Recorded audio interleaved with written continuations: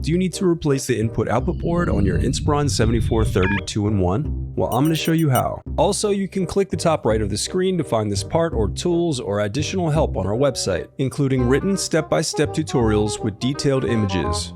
Now that that's out of the way, let's jump into it. First, unscrew the bottom base cover. Then use a plastic scribe to pry apart and remove the bottom base cover. To prevent static discharge, I recommend disconnecting your battery before moving any further. I also recommend sorting out your screws as you take apart your laptop. It'll make it that much easier during reassembly. Next, unsnap the locking tabs and disconnect the input-output board cables.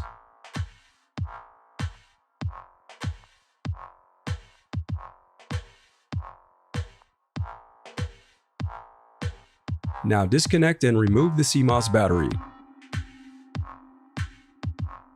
Then unscrew and lift up the left LCD hinge.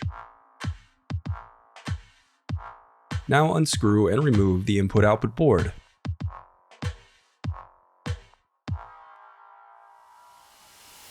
The reassembly of your laptop is as simple as following your steps in reverse.